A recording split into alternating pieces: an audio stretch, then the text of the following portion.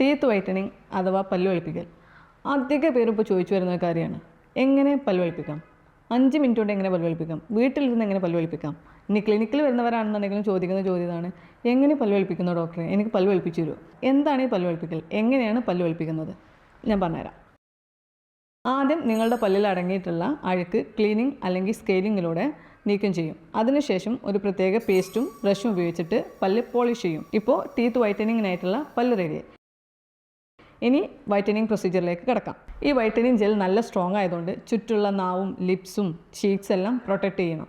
അതിനുവേണ്ടി ആദ്യം cheek retracted നിങ്ങളുടെ വായിൽ വെക്കും. ഇത് മോണയും ലിപ്സിനെയും അകറ്റി നിർത്തും. അങ്ങനെ ഒരു പ്രോപ്പർ വർക്കിംഗ് ഏരിയ കിട്ടും.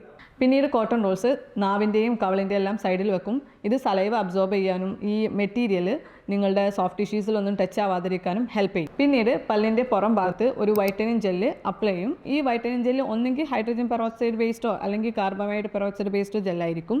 ഇത് അപ്ലൈ ചെയ്തതിന് ശേഷം ഒരു പ്രത്യേക LED ലൈറ്റ് അല്ലെങ്കിൽ ലേസർ ലൈറ്റ് ഉപയോഗിച്ചിട്ട് ആക്ടിവേറ്റ് ചെയ്യും.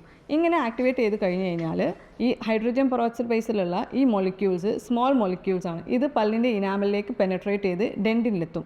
ഇത് ശരിക്കും പ്രവർത്തിക്കുന്നത് ഒരു ഓക്സിഡൈസിങ് ഏജൻ്റായിട്ട് പ്രവർത്തിച്ചിട്ട് പല്ലിലുള്ള സ്റ്റെയിൻ മോളിക്യൂൾസിനെ ബ്രേക്ക് ഡൗൺ ആക്കിയിട്ട് കളർലെസ് സ്മോൾ മോളിക്യൂൾസ് ആക്കി മാറ്റുകയാണ് ചെയ്യുന്നത്. അങ്ങനെയാണ് നിങ്ങളുടെ പല്ല് വെളുപ്പിക്കുന്നത്. ഇനി ഈ LED ലൈറ്റ് വെച്ചിട്ട് ഒരു 30 മിനിറ്റ്സ് അല്ലെങ്കിൽ 60 മിനിറ്റ്സോളം വെക്കേണ്ടി വരും. ഈ 30 മിനിറ്റ്സ് വെച്ച് കഴിഞ്ഞതിന് ശേഷം പല്ലിലുള്ള ഈ അപ്ലൈ ചെയ്ത മെറ്റീരിയലെല്ലാം റിമൂവ് ചെയ്ത് പല്ലൊന്ന് കഴുകിയതിന് ശേഷം എത്രത്തോളം പല്ല് വെളുത്തിട്ടുണ്ടെന്ന് നോക്കും. ഇനി പല്ലിന് കൂടുതൽ വെളുപ്പ് വേണമെന്നുണ്ടെങ്കിൽ അനദർ 30 മിനിറ്റ്സ് വീണ്ടും വെക്കേണ്ടി വരും. ഇങ്ങനെയാണ് പ്രൊഫഷണലി പല്ല് വെളുപ്പിക്കുന്നത്. A brighter smile is great, but അതല്ല എല്ലാം.